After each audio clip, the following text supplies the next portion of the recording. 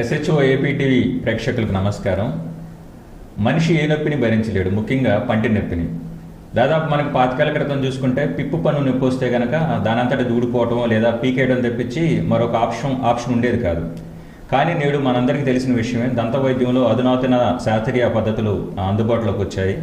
So ముఖ్యంగా పెరుగుతున్న జనాభాగా అనుగుణంగానే మనకి స్పెషాలిటీల వారికి దంత వైద్యులు కూడా మనకు అందుబాటులో రావడం శుభపరిణామం.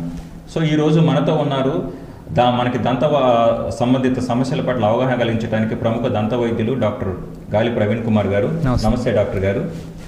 సో డాక్టర్ గారు సురక్ష దంత వైద్యశాలను నిర్వహిస్తూ పలువురికి వైద్య సేవలు అందిస్తున్న డాక్టర్ గారు రీస్టోర్, రీటైన్, రీహాబిలిటెడ్ అంటూ వైద్య సేవలు అందిస్తున్నారు. ముందుగా డాక్టర్ గారు, సో నేను మొన్న మీ విజిటింగ్ కార్డ్ మీద చూశాను, రీస్టోర్, రీటైన్, రీహాబిలిట్ అని 3 పాయింట్స్ చూసారు, RRR చూశాను సార్. ముందుగా దాన్ని మనం ప్రశ్నలోకి వెళ్లే ముందు దాని గురించి కొంచెం ఎన్లైట్ చేయండి సార్. ఖచ్చితంగా అండి, థ్యాంక్స్ ఫర్ ద ఇంట్రొడక్షన్.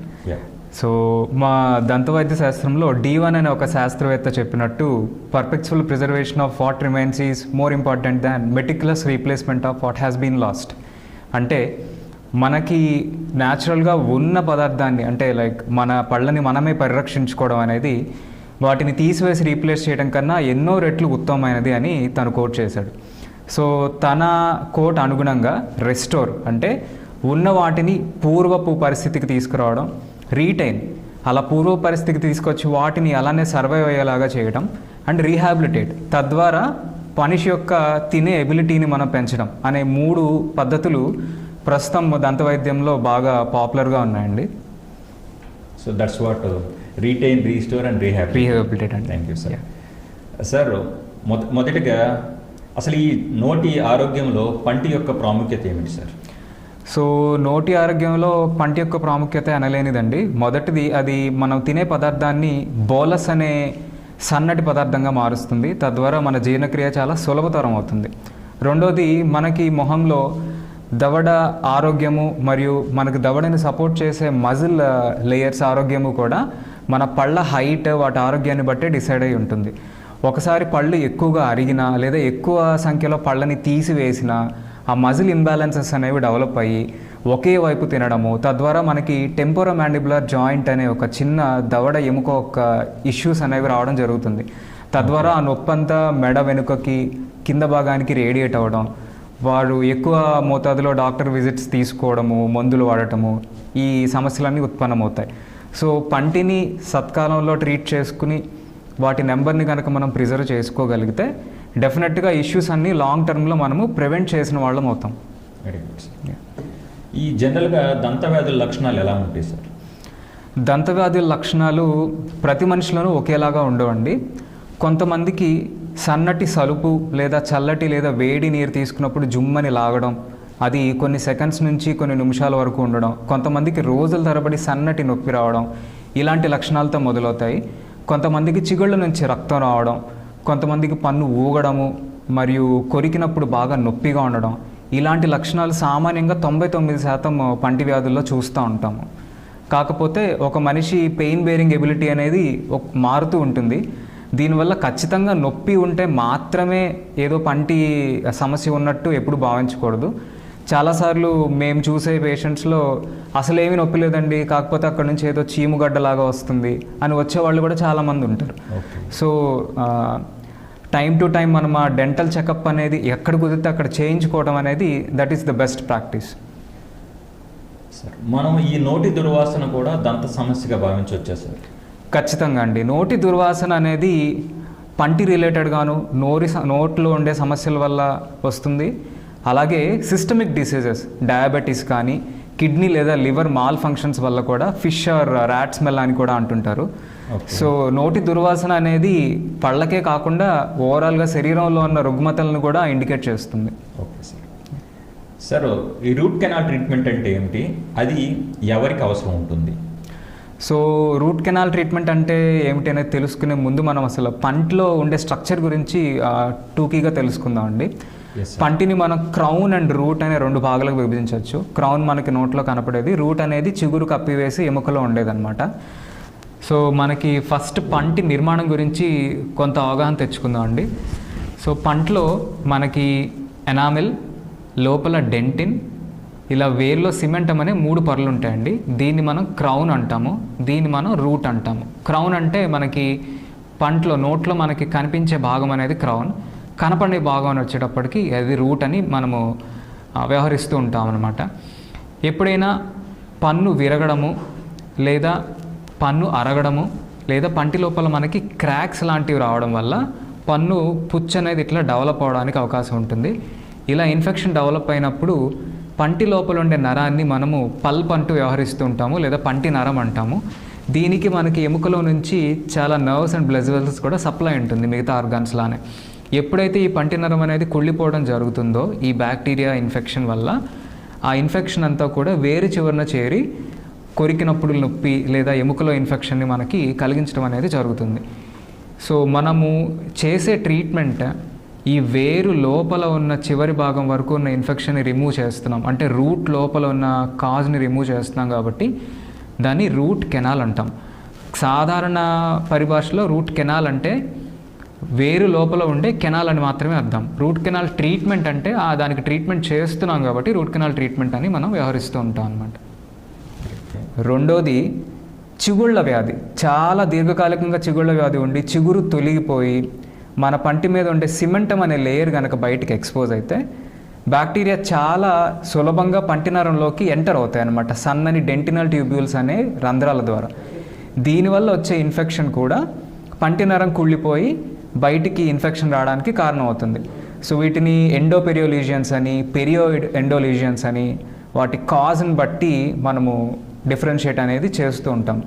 ఈ రెండు కాకుండా రోడ్ యాక్సిడెంట్స్ లేదా కింద పడటము, ప్రమాదవశాత్తు దెబ్బ తగలటము, ఇలాంటి కండిషన్స్లో కూడా ఈ వేరు చివరున్న సన్నటి నర్వ్ అండ్ బ్లడ్ సప్లై పంటి నుంచి కట్ అయిపోతే లోపల పోషణ లేని పంటి నరం కూడా కుళ్ళిపోవడానికి అవకాశం ఉంటుంది. సో దీనివల్ల కూడా కొన్నిసార్లు మనం రూట్ కెనాల్ చేయాల్సి రావచ్చు. అండ్ అన్నిటికన్నా లాస్ట్లో ఉండే reason intentional root canal.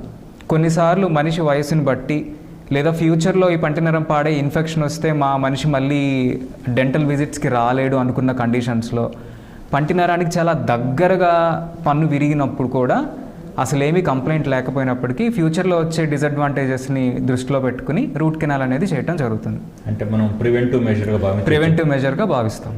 Okay sir. Sir ఈ జనరల్గా ఈ పిప్పు పన్ను అలాంటిది పై దంతాలకు ఎక్కువ వస్తుందా, కింద దంతాలకు ఎక్కువ వస్తుందా సార్? పై వరుసలో ఉన్న దంతాలకి, కింద వరుసలో ఉన్న దంతాలకు ఎక్కువ వస్తుంది? పర్టికులర్గా కింద వరుసలో ఉన్న దంతాలకి ఎక్కువ రావడానికి, అది వెనక పక్కన ఎక్కువ రావడానికి అవకాశం ఉంటుందండి. ఓకే. తర్వాత పై వరుసలో ఎక్కువ రావడానికి అవకాశం ఉంటుంది. ఎందుకంటే మనకి సలైవ పూల్ అవ్వడము, ఫుడ్ అనేది గ్రావిటీ వల్ల ఇరుక్కోవడం అనేది కామన్గా వెనక దంతాల్లో ఉంటుంది.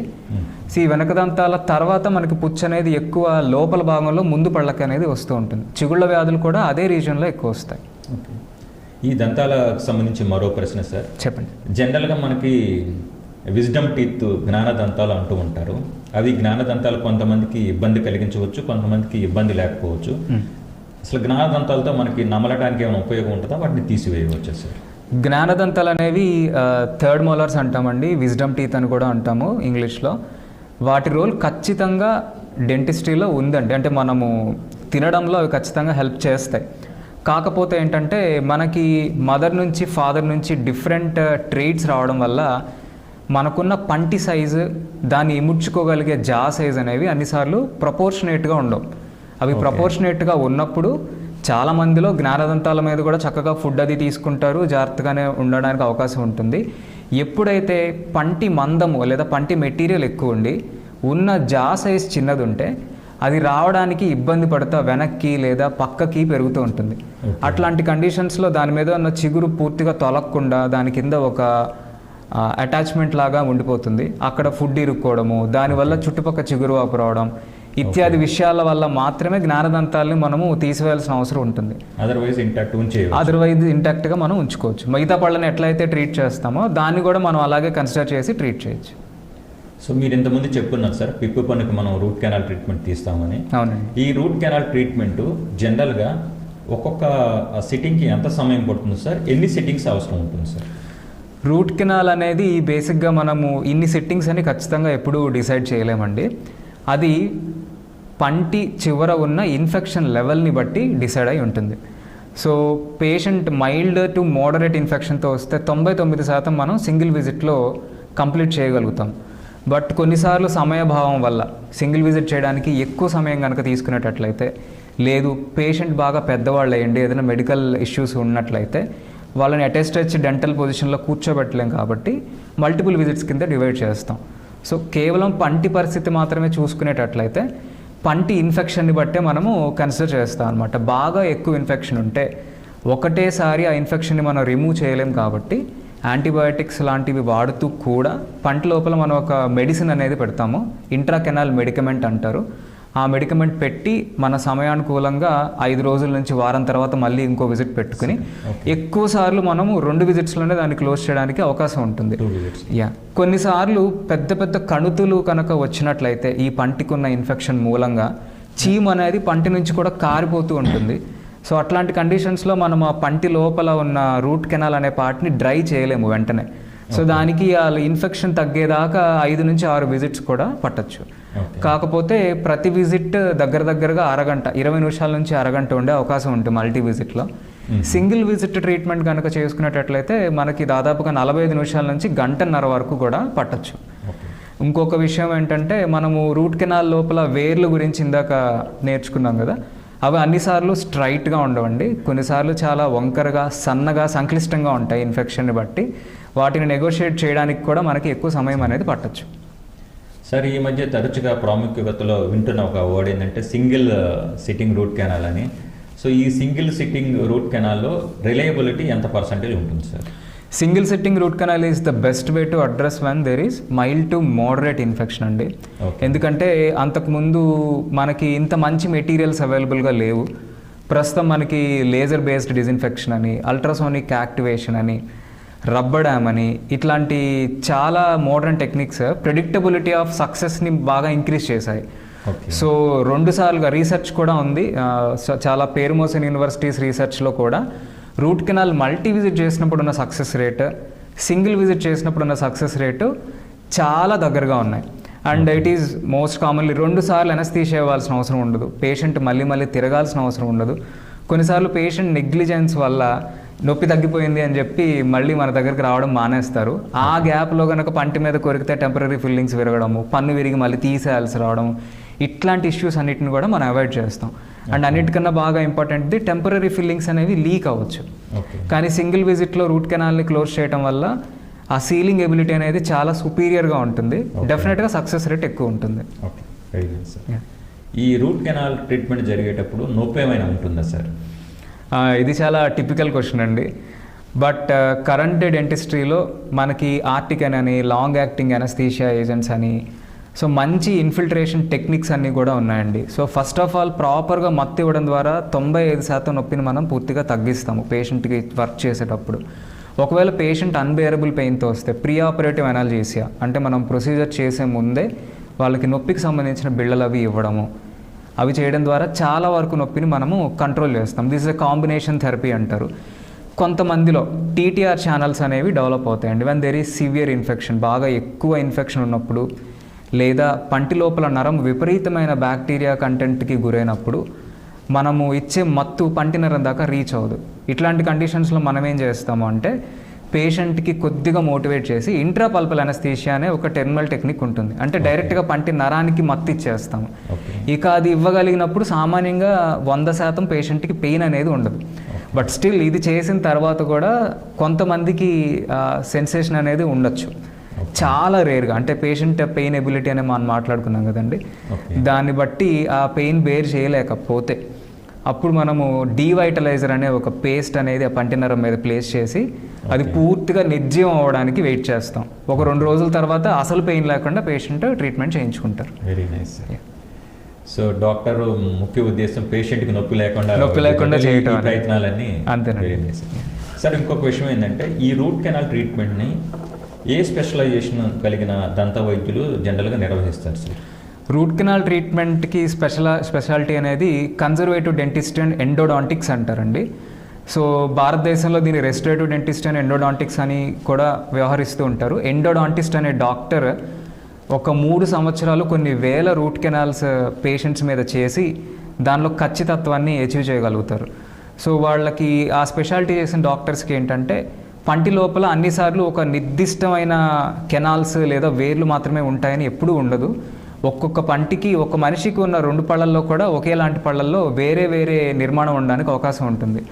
సో వీరు ఏం చేస్తారంటే వారికున్న ఎక్స్పీరియన్స్తో దాన్ని చాలా ఖచ్చితత్వంగా కొత్త కెనాల్స్ని లొకేట్ చేయడం, విసిర్ కెనాల్స్ నెంబర్ అనేది చాలా తక్కువగా ఉంటుంది. రబ్బర్ డ్యామ్ లాంటి అత్యాధునిక సాధనాలు వాడడంలో వాళ్ళకి కొంచెం ఎక్కువ ఎక్స్పర్టీస్ ఉంటుంది. మీరు ఇందాక అడిగినట్టు పెయిన్లెస్ ట్రీట్మెంట్స్ చేయడంలో. సో ఈ స్పెషాలిటీ చేసిన డాక్టర్స్ వల్ల రూట్ కెనాల్ సక్సెస్ రేట్ చాలా ఎక్కువగా ఉంటుంది, చాలా ప్రెడిక్టబుల్గా ఉంటుంది. సో ఈ మీన్స్ అయితే పేషెంట్స్కి మెరుగైన వైద్య సేవలు అందించడానికి అవకాశం ఉంటుంది డెఫినెట్గా స్పెషాలిటీలో. డెఫినెట్గా. Very nice sir. సార్ ఇప్పుడు మనం చెప్పుకున్నట్టుగా ఇప్పుడు ఈ ఇబ్బంది దంత సమస్యలతో ఇబ్బంది పడే వారికి మెరుగైన చికిత్సా విధానాలలో రూట్ కెనాల్ ఏమైనా అధునాతమైన టెక్నిక్స్ వచ్చాయి సార్? ఖచ్చితంగానండి. దీన్ని మనము ముందు నుంచి కనుక చూసేటట్లయితే ప్రస్తుతానికి మనకి ఇట్లా మీరు ఇందాక చూసినట్టు ఇట్లా పుచ్చు అనేది ఉందనుకోండి. ఒకప్పుడు కేవలం గ్లాస్ ఐనోమర్ సిమెంట్ అనే ఒక రకమైన మెటీరియలే ఉండేది. దాని బలము కానీ పటిష్టత కానీ చాలా తక్కువగా ఉండేవి. కానీ ప్రస్తుతం bulk fill composites, bio active composites అని చాలా రకాల మోడర్న్ మెటీరియల్స్ ఉన్నాయి. దాని స్ట్రెంగ్త్ ఆల్మోస్ట్ నార్మల్ పన్ను ఎలా ఉంటుందో దగ్గరగా ఉంటుంది. దాని సీలింగ్ ఎబిలిటీ చాలా ఎక్కువగా ఉంటుంది. So years of success rate అనేది ఎక్కువ ఉంటుంది. రెండోది మోడర్న్ టెక్నిక్స్ చాలా ప్రెడిక్టబుల్గా చేసేసాయి. ఒకప్పుడు రూట్ కెనాల్ ఏంటంటే పన్ను నిండా ఒక పెద్ద గుంట చేసినట్టు చేయాల్సిన పరిస్థితి. ఇప్పుడు మీరు ఇందాక అన్నట్టు more post graduates are available.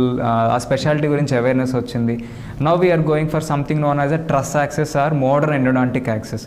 చాలా చిన్న హోల్తో, కీ హోల్ లాంటి హోల్తోనే పంటి లోపల నరాలు మనము యాక్సెస్ చేయగలుగుతున్నాము. And rotary endodontics is a modern technique. ఒకప్పుడు కేవలం చేతితో ఉండే సూది లాంటి ఫైల్ సహాయంతో రూట్ కెనాల్ ట్రీట్మెంట్ చేసేవాళ్ళు. దానివల్ల పంటి నరం తాలూకు రిమినెంట్స్ ఏదైనా రూట్లో మిగిలిపోవడము ఇట్లాంటివి ఉండేవి. రోటరీ ఎండోడాంటిక్స్ దాన్ని మొత్తం రివల్యూషనైజ్ చేసింది లాస్ట్ 15-20 ఇయర్స్ నుంచి. It has become quite cheaper and at the same time more effective. పంటికి ఇందాక మనం మాట్లాడుకున్నట్టు చాలా వంకరగా ఉన్న వేలు లాంటివి ఏమన్నా ఉన్నా సరే దానికి ఉన్న ఎంవైర్ అండ్ ఆర్ఫేస్ టెక్నాలజీస్ వల్ల అది ఏం చేయగలుగుతుందంటే వేరు చివరి వరకు వెళ్ళి మొత్తాన్ని సమూలంగా క్లీన్ చేయగలుగుతుంది. ఆ తర్వాత కూడా photon induced photo acoustic streaming, ultrasonic activation, sonic activation and multimix irrigants అని, సైడ్ వెంటెడ్ నీడిల్స్ అని, ఇలా చాలా రకాల టెక్నిక్స్ రూట్ కెనాల్ ఇన్ఫెక్షన్ని సింగిల్ విజిట్లోనే క్లీన్ చేయగలిగే ఎబిలిటీని మనకి ప్రొవైడ్ చేస్తున్నాయి. And on top of that మనకు అంతకుముందు సీలర్స్ అంటే మనం పంటి లోపల ఫిల్ చేసే మెటీరియల్ని రూట్తో అతికించడానికి సీలర్ అనే దాన్ని వాడతారు. ఆ సీలర్స్ అనేవి జింక్ ఆక్సైడ్ యూజ్నాల్ మాత్రమే అవైలబుల్ ఉండేవి. ఇప్పుడు మోడర్న్ డేలో బయోసెరామిక్స్ అంటే కాల్షియం సిలికేట్ బేస్డ్ అనేవి కేవలం మన బోన్ అయితే ఎలాంటి హైడ్రాక్సెపటైట్ అనే మెటీరియల్తో తయారవుతుందో అదే మెటీరియల్తో ఆ సీలర్ని కూడా తయారు చేస్తున్నారు. స్టెబిలిటీ అండ్ సీలింగ్ ఎబిలిటీ ఎక్కువ ఉంటుంది. అండ్ బ్యాక్టీరియా ఏదన్నా మూలల మిగిలిపోయినా మనం రూట్ కెనాల్ ట్రీట్మెంట్ కంప్లీట్ చేసిన తరువాత కూడా చాలా కాలం అది బ్యాక్టీరియాని డిఫెండ్ చేస్తూ ఉంటుంది. అండ్ అన్నిటికన్నా ఇంపార్టెంట్, ఒకవేళ ఆ మెటీరియల్ వేరు చివరి నుంచి బయటికి వెళ్ళినా ఆ వచ్చే ఇరిటేషన్ రియాక్షన్ అనేది లెస్ దాన్ 1%. సో ఈ టెక్నిక్స్ వల్ల సింగిల్ విజిట్ కూడా చాలా ప్రాముఖ్యతను సంతరించుకుంది. Very nice sir. ఈ పంటి యొక్క ఇన్ఫెక్షన్ తీవ్రతను ఐడెంటిఫై చేయడానికి ఒకప్పుడు ఎక్స్రేస్ బయటకు రాసేవారు. వాళ్ళు రేపు డిజిటల్ ఎక్స్రేస్ ప్రతి క్లినిక్లో అందుబాటులో ఉంది. ఎక్కువగా ఈ డిజిటల్ ఎక్స్రేస్ తీయటం వల్ల పేషెంట్కి ఏమైనా హార్మ్ఫుల్ ఎఫెక్ట్స్ ఉంటాయా సార్? అసలు ఉండవండి. వీటిలో మనకి ఆల్టర్నేట్ కరెంట్, డైరెక్ట్ కరెంట్ అనే 2 మోడ్స్ మీద పనిచేసే మెషిన్స్ అవైలబుల్గా ఉంటాయండి. Current dentistry is almost about DC అనమాట. సో దానివల్ల ఆల్మోస్ట్ 1/10 ఆఫ్ రేడియేషన్లోనే పేషెంట్కి మనం ఎక్స్రే తీయడం అనేది జరుగుతుంది. చాలా తక్కువ మోతాదుతో CMOS సెన్సర్స్ అని కొత్త రకం సెన్సర్స్ ఉన్నాయండి ఇప్పుడు డిజిటల్ ఎక్స్రేలో. దానివల్ల పేషెంట్కి అసలు హామ్ అనేది ఏమీ ఉండదు. స్టిల్ ఎవరైనా పేషెంట్ రేడియేషన్ ప్రోన్ కనుక ఉంటారు, సపోజ్ లైక్ గర్భిణీ స్త్రీలు, రేడియేషన్ ఇరిటేషన్ అంతకుముందు ఎవరైనా రిపోర్ట్ చేసిన వాళ్ళు ఉంటే వాళ్ళకి మేము ఖచ్చితంగా కూడా protective barriers, thyroid collar and full vest అనేది ప్లేస్ చేసి తీయడం అనేది జరుగుతుంది. అండ్ మనిషి మహా అయితే జీవితకాలంలో 2 లేదా 3 సార్లు మాత్రమే డెంటిస్ట్ దగ్గరకు వస్తాడు. ఆన్ యావరేజ్ ఒక 8 నుంచి 10 ఎక్స్రేస్ తీయించుకుంటారు. సో అది అసలు రేడియేషన్ కన్సిడర్ చేయాల్సిన ఎఫెక్ట్ అనేది ఏమీ ఉండదండి. Extremely safe. Very nice sir. ప్రతి వైద్య చికిత్సలో ప్రోస్ అండ్ కాన్స్ ఉంటాయండి. ఈ రూట్ కెనాల్ ట్రీట్మెంట్ వల్ల ఏమన్నా సైడ్ ఎఫెక్ట్స్ ఉంటాయా? రూట్ కెనాల్ ట్రీట్మెంట్స్ వల్ల సైడ్ ఎఫెక్ట్స్ అనేవి అయితే ఖచ్చితంగా ఉండవనే చెప్తానండి నేను. బట్ శాస్త్రీయ పరంగా దాన్ని ఫ్లేరప్స్ అని వ్యవహరిస్తాం. కొన్నిసార్లు ఏం జరగచ్చు, మనము రూట్ కెనాల్ ట్రీట్మెంట్ చేస్తున్నప్పుడు ఫైల్ మనము లోపలికి బయటికి తీస్తున్న క్రమంలో ఆల్రెడీ బయట ఉన్న ఇన్ఫెక్షన్ డిస్టర్బ్ అవ్వచ్చు. సో డిస్టర్బ్ అయిన క్రమంలో పేషెంట్కి ఇంటికి వెళ్ళిన తర్వాత కొద్దిపాటి వాపు రావచ్చు. ఆ వాపు అనేది కేవలం అక్కడ ఉన్న ఇన్ఫెక్షన్ డిస్టర్బ్ అవడం వల్ల తప్ప రూట్ కెనాల్ వల్ల సైడ్ ఎఫెక్ట్స్ అని మనము అనుకోలేము. But it is 100% curable.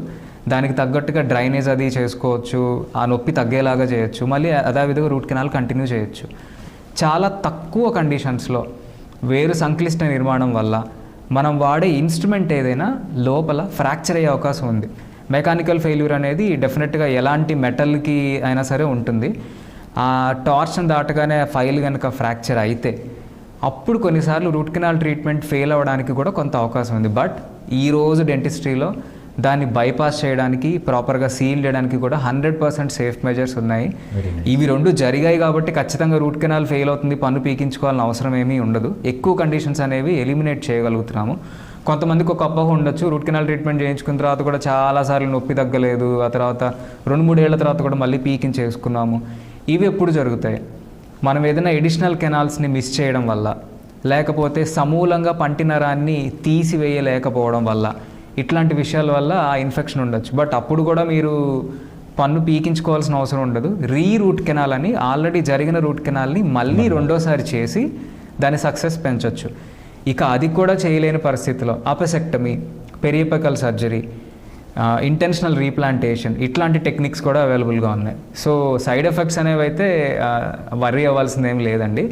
దీన్ని inter operative and post operative flare-ups కింద మనము కన్సిడర్ చేయొచ్చు. Very nice sir. Root canal జరిగిన పంటికి క్యాప్ కంపల్సరీ వేయించుకోవాలా?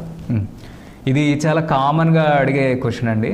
దీన్ని మనం ఎలా డిసైడ్ చేయొచ్చు అంటే, తక్కువ మోతాదులో పన్ను డ్యామేజ్ అయింది, 20-25% కన్నా తక్కువ, అది కూడా పంటి పైన ఎక్కువ డ్యామేజ్ అయింది, మనం దానికి క్యాప్ వేయించుకోకుండా కూడా మనం దాన్ని మంచి పర్మనెంట్ ఫిల్లింగ్తో, బల్క్ ఫిల్ కాంపోజిట్స్ అనే ఫిల్లింగ్తో కొద్ది జాగ్రత్తలతో గట్టి పదార్థాలు కొరకుండా జాగ్రత్త తీసుకునేటట్లయితే క్యాప్ పెట్టకుండా కూడా పన్ను 10-15 సంవత్సరాలు సర్వైవ్ అయ్యే అవకాశం ఉంటుంది. ఎప్పుడైతే 25-75% పన్ను డ్యామేజ్ అవుతుందో మనం కన్స్ట్రక్ట్ చేయాల్సిన మెటీరియల్ అనేది ఎక్కువ ఉంటుంది. సో అది తక్కువ పంటి స్ట్రక్చర్ మీద ఎక్కువ లోడ్ మనం పెడుతున్నాం కాబట్టి అది ఫ్రాక్చర్ అయ్యే అవకాశం చాలా ఎక్కువ. either ఫిల్లింగ్ అన్నా ఫ్రాక్చర్ అవ్వచ్చు, లేదా పన్ను అన్నా విరగచ్చు. అందుచేత పన్ను ఎక్కువగా డ్యామేజ్ అయితే ఖచ్చితంగా క్యాప్ పెట్టుకోవాల్సిన అవసరం అనేది ఉంటుంది. కొన్నిసార్లు మనము పంటి స్ట్రక్చర్ అంతా కూడా చాలా బల్కీగా ఉండి పూర్తిగా పన్ను అరగదీయకుండా ఓవర్లే, ఆన్లే అనే 2 పద్ధతుల ద్వారా జస్ట్ మనం ఇప్పుడు ఎలా అయితే టోపీ పెట్టుకుంటామో అలానే పంటి మీద కూడా ఒక చిన్న టోపీ లాంటి లేయర్ మనం యాడ్ చేయొచ్చు. అది కూడా పూర్తిగా మనం పంటిని అరగదీసి చుట్టుపక్కల క్యాప్ పెట్టాల్సిన అవసరాన్ని తగ్గిస్తుంది. అలా కాకుండా ముందు పళ్ళకి రూట్ కెనాల్, ఇందాక మనం మాట్లాడుకున్నప్పుడు రోడ్ యాక్సిడెంట్స్ అట్లాంటివి జరిగితే కూడా కొంతమందికి రూట్ కెనాల్ చేయాల్సి వస్తుంది. అట్లాంటి కండిషన్స్లో పన్ను ఏదో కొద్దిగా విరిగితే దాన్ని పోస్ట్ అండ్ కోర్ అనే పద్ధతిలో సిమెంట్తోనే ఫిల్ చేసి వదిలేయచ్చు, లేదా ఇంటెన్షనల్గా రూట్ కెనాల్ చేయాల్సి వచ్చింది ఏదైనా సెన్సిటివిటీ వేరే విషయాల వల్ల. అట్లాంటి వాటికి కూడా అసలు క్యాప్ అనేది పెట్టాల్సిన అవసరం లేదు. అండ్ పర్టికులర్గా ముందు పళ్ళకి కింద దవడలో అది కేవలం ఇట్లాంటి చిగురు ఇష్యూస్ వల్ల కనుక మనం రూట్ కెనాల్ చేస్తే దానికి ఉన్న పన్నే చాలా సన్నగా ఉంటుంది. అలాంటివి అరగదీసి క్యాప్ పెట్టడం అనేది పంటిని ఇంకా డ్యామేజ్ చేస్తుంది. So it is all selective, పేషెంట్ని బట్టి కూడా డిపెండెన్సీ అనేది ఉంటుంది. సార్ అసలు ఇప్పుడు ఈ క్యాప్స్ అనంతనే మల్టిపుల్ ఆప్షన్స్ ఉంటాయి. ఈ క్యాప్స్లో ఉన్న రకాలు ఏంటి, వాటి వివరాలు కొంచెం తెలియజేయండి సార్. వీటిని మనం టెంపరీ అండ్ పర్మనెంట్ క్యాప్స్ కింద కన్సిడర్ చేయొచ్చండి. టెంపరీ క్యాప్స్లో మనకి PMMA based, resin based, acrylic based ఇట్లాంటి వేరియంట్స్ అవైలబుల్గా ఉంటాయి. ఎవరికైతే పన్ను చాలా కదలిక ఉంటుందో, రూట్ కెనాల్ చేసిన తర్వాత కూడా దాన్ని మనం ఎక్కువ లోడ్ అది వేయకుండా రీటైన్ చేయాల్సి ఉంటుందో, లేదా కొద్ది కాలం పాటు క్యాప్స్ ఇవ్వాల్సి ఉంటుందో వాళ్ళకి టెంపరీ క్యాప్స్ అనేవి ఇవ్వడం జరుగుతుంది. ఈ పర్మనెంట్ క్యాప్స్ అనేవి మనకి 2 రకాలుగా ఉంటాయి, metal based, ceramic based. Metal based క్యాప్స్లో మనకి నికెల్ క్రోమియం అని, క్రోబాల్ట్ క్రోమియం అని చెప్పి, తర్వాత DMLS అని, గోల్డ్ క్రౌన్స్ అని, టైటానియం క్రౌన్స్ అని ఇన్ని వేరియంట్స్ అవైలబుల్గా ఉన్నాయి. ఆ తర్వాత సెరామిక్ బేస్డ్లో మెటల్ బేస్డ్ సెరామిక్ అని, అంటే లోపల మెటల్ ఉండి పైన పింగాణి కోటింగ్ వచ్చే వెరైటీ. ఆల్ సెరామిక్ అని, అందులో కూడా మనకి లేయర్డ్ అని, మోనోలిత్ అని, బ్రక్స్ కేర్ అని, బ్రక్సిర్ అని, ఇలా చాలా రకాల బ్రాండ్స్ ఉన్నాయండి. లిథియం డైసిలికేట్ అని. ఓకే. సో వీటిని మనం ఎలా డిసైడ్ చేస్తామనేది ప్రతి పేషెంట్కి కూడా మారుతూ ఉంటుందండి.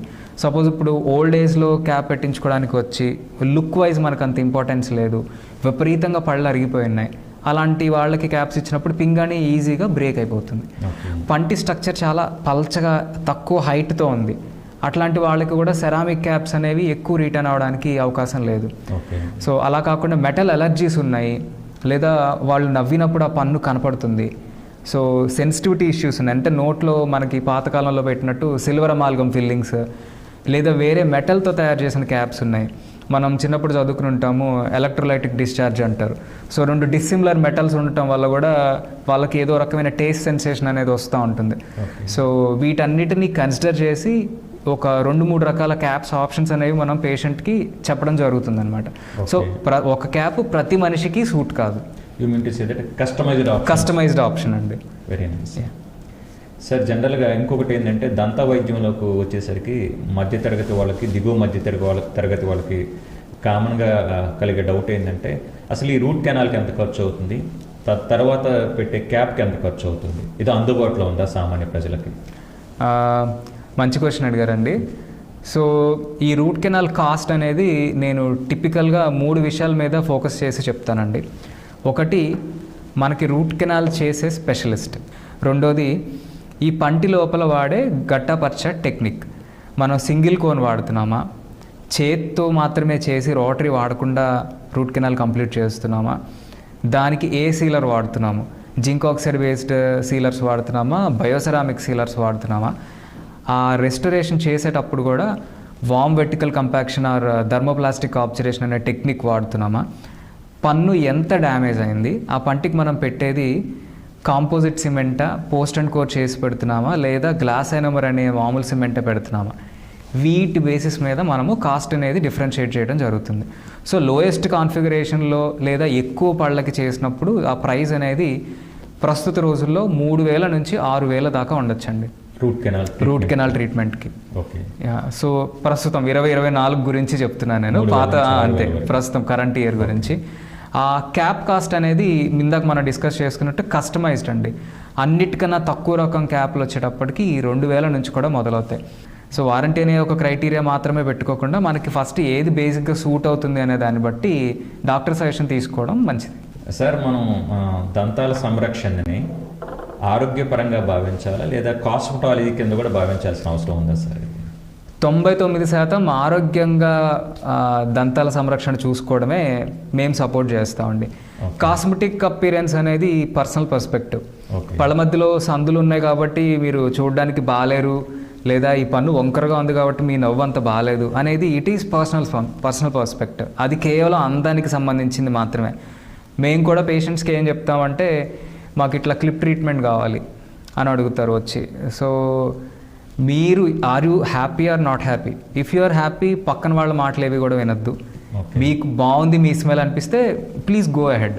మమ్మల్ని అడిగితే ఖచ్చితంగా చాలా రకాల డిఫెక్ట్స్ కనపడతాయి, వంకరగా ఉందని, అదని, ఇదని. బట్ ఫంక్షనాలిటీ వైజ్ ఎట్లా, పళ్ళు వంకరగా క్రూకుడ్గా ఉన్నాయి, లేదా ఒక పన్ను లోనికి పెరుగుంది, లేదా ఒక పన్ను బాగా ఇన్ఫెక్ట్ అయింది, ఇట్లాంటి రీజన్స్ వల్ల మన తినే ఎబిలిటీ, అక్కడ పన్ను సర్వైవ్ అయ్యే ఎబిలిటీ, ఫర్దర్గా మీ హెల్త్ ఇవన్నీ కూడా పాడవుతూ ఉంటాయి. అందుకని ఫంక్షనల్ రీజన్స్ లైక్ ఎత్తు వంకర పళ్ళు, వాటి వల్ల ఫుడ్ ఇరుక్కోవడము, లేదా ఇన్ఫెక్ట్ అయిన పళ్ళు, వీటికి ట్రీట్మెంట్ చేయించుకోవడం ఫస్ట్ ప్రయారిటీగా భావించండి. సో లుక్ ఇంప్రూవ్ చేసుకోవడానికి అనేది అది నేను ఎప్పుడు చెప్తాను, దట్ ఈస్ పర్సనల్ పర్స్పెక్టివ్. మనకి ఇది కొంచెం ఇట్లా బాగుంటే బాగుంది అనిపించింది అనుకోండి, కరెక్ట్ చేస్తే బాగుంది, డెఫినెట్గా you can approach.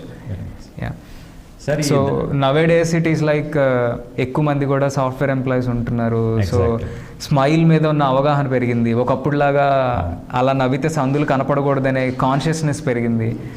So I support that. You mean to say that individual choice plus affordability, functionality over beauty. Very nice. So అంతే సార్. ఇంకొక ముఖ్యమైన ప్రశ్న సార్, ఈ దంత సమస్యల నివారణకు కానీ, లేదా దంత సమస్యలు వచ్చినప్పుడు తొందరగా రికవర్ అవడానికి కానీ, oral hygiene at the same time immunity, వీటి పాత్ర ఎంతవరకు ఉంటుంది సార్? ఖచ్చితంగా ఎక్కువే ఉంటుందండి. మనం ఒక సింపుల్ రూట్ కెనాల్ లేదా ఫిల్లింగ్ చేసినా సరే దాని సర్వైవల్ అనేది డాక్టర్ రోల్ 10% ఉంటుంది, 90% పేషెంట్ రోల్ ఉంటుంది. ఇప్పుడు 2 పళ్ళ మధ్యలో మనం ఫిల్లింగ్ చేసామనుకోండి ఉదాహరణకి, నార్మల్ కన్నా అక్కడ ఫుడ్ ఎక్కువ అతుక్కునే అవకాశం ఉంటుంది. సో రెగ్యులర్గా దాన్ని పుక్కిలించుకోవడం, ఫ్లాసింగ్ అనే పద్ధతిలో దాన్ని మనం స్మూతనింగ్ చేసుకోవడం ఇంపార్టెంట్. అలాగే చిగుళ్ళ వ్యాధులు ఇలాంటి కండిషన్స్ చూసినప్పుడు ఆల్రెడీ మనం ట్రీట్మెంట్ చేసేటప్పటికే చుట్టుపక్కల చిగురువాపు అనేది ఎక్కువగా ఉంటుంది. సో అక్కడ ఎంత హైజీనిక్గా అంటే ఫుడ్ అది ఇరుక్కోకుండా క్లీన్గా మెయింటైన్ చేయగలిగితే అంత త్వరగా రికవరీ అనేది జరుగుతుంది. ఒక బ్యూటీ ఏంటంటే నోట్లో లేదా ఫేస్కి ఏదైనా ఇంజరీస్ జరిగినప్పుడు కానీ, నోట్లోని ఇన్ఫెక్షన్స్కి కానీ బ్లడ్ సర్క్యులేషన్ ఎక్కువగా ఉండడం వల్ల మనం సరిపోయినంత హైజీన్ కనుక మెయింటైన్ చేయగలిగితే రికవరీ రేట్ చాలా ఫాస్ట్గా ఉంటుంది. Very nice sir. చివరిగా ఒక ప్రశ్న చెప్పండి. మన సురక్ష దంత వైద్య క్లినిక్లో ఏ విధమైన దంత వైద్య సేవలు అందుబాటులో ఉన్నాయి సార్? సో మనము కాంప్రహెన్సివ్ డెంటల్ ట్రీట్మెంట్స్ అన్నీ మోడర్న్ డెంటిస్ట్రీలో అవైలబుల్ అన్నీ ప్రొవైడ్ చేస్తున్నామండి. చిన్నపిల్లలకు వచ్చేటప్పటికి పాల పళ్ళల్లో వచ్చే సమస్యలు, పిప్పి పళ్ళు, శాశ్వత దంతాలు లేట్గా రావడము, ఇప్పుడు వంకర పళ్ళని మనము 7 నుంచి 8 సంవత్సరాల వయసులోనే అసలు రాకుండా కూడా చేయగలుగుతాం. ఫంక్షనల్ అప్లయన్సెస్ అని అక్కడ నుంచి మొదలుపెట్టి route canals, fillings, smile designing, cosmetology, పళ్ళు లేని వాళ్ళకి ఇంప్లాంట్స్ అండ్ బ్రిడ్జెస్ పద్ధతిలో పెట్టడం, అసలు పూర్తిగా పళ్ళు ఊడిపోయిన వాళ్ళకి removable dentures and implant supported fixed dentures, oral laser therapy ఇత్యాది అధునాతన ట్రీట్మెంట్స్ అన్నీ కూడా మనము ప్రొవైడ్ చేస్తున్నామండి. Very nice sir. మీ విలువైన సమయాన్ని వెచ్చించి మా SHO AP టీవీకి వచ్చి రూట్ కెనాల్ అనే అంశం మీద అవగాహన కలిగించినందుకు మీకు ధన్యవాదాలు. థ్యాంక్స్ అండి. Thank you so much. ఈ ఆపర్చునిటీ ఇచ్చినందుకు SHO టీవీ వారికి కూడా నేను కృతజ్ఞతలు తెలుపుకుంటున్నాను. Thank you sir.